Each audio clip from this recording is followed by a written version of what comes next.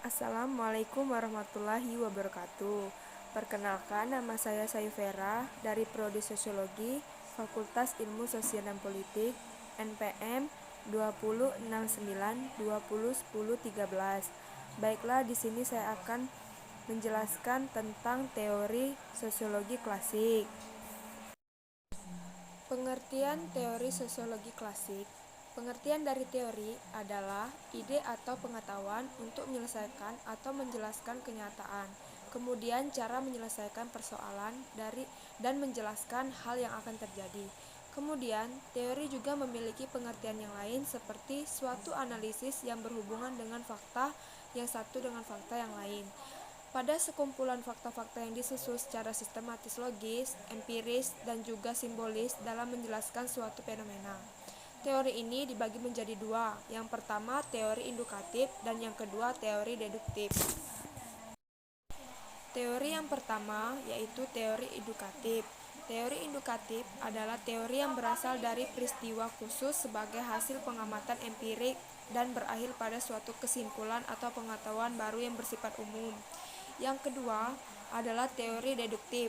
Teori deduktif ini adalah teori yang berpangkal pada suatu peristiwa yang umum yang kebenarannya telah diyakini atau diketahui dan berasal pada kesimpulan atau pengetahuan yang baru yang bersifat khusus. Kemudian teori sosial. Pengertian dari teori sosial ini adalah kerangka kerja analitis atau paradigma yang digunakan untuk mempelajari dan menafsirkan fenomena sosial. Nah, sifat dari teori sosial ini dibagi menjadi 3 bagian.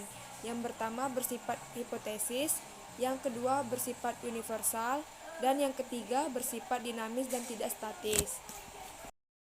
Selanjutnya yaitu bangunan dasar teori. Bangunan dasar teori ini dibagi menjadi 5 bagian. Yang pertama, konsep, yang kedua, sistem klarifikasi, yang ketiga, proposisi, yang keempat, penjelasan kausal, yang kelima, variabel independen dan dependen. Selanjutnya adalah fungsi teori sosiologi, dibagi menjadi 3 bagian. Yang pertama, sistematis sosial, yang kedua, eksplanasi dan kontrol sosial, yang ketiga, mengembangkan hipotesis. Selanjutnya adalah fakta kelahiran sosiologi. Nah, fakta kelahiran sosiologi ini dibagi menjadi 2 bagian. Yang pertama, kekuatan sosial, dan yang kedua, kekuatan intelektual. Yang pertama, kekuatan sosial ini dibagi menjadi 7 bagian. Yang pertama, revolusi politik yang diawali dengan revolusi Prancis. Yang kedua, revolusi industri dan menimbulkan kapitalisme. Yang ketiga, sosialisme. Yang keempat, gerakan feminisme. Yang kelima, urbanisasi. Yang keenam, perubahan ilmu keagamaan. Dan yang ketujuh, pengembangan ilmu pengetahuan. Adalah kekuatan intelektual. Kekuatan intelektual ini dibagi menjadi 10 bagian. Yang pertama, masa pencerahan. Yang kedua, munculnya teori hukum 3 tahap. Yang ketiga, masa di Jerman. Yang keempat, munculnya teori konflik kelas. Yang kelima, munculnya teori Estitan Weber. Yang keenam, masa di Inggris. Yang ketujuh, revolusi Herbert Spencer.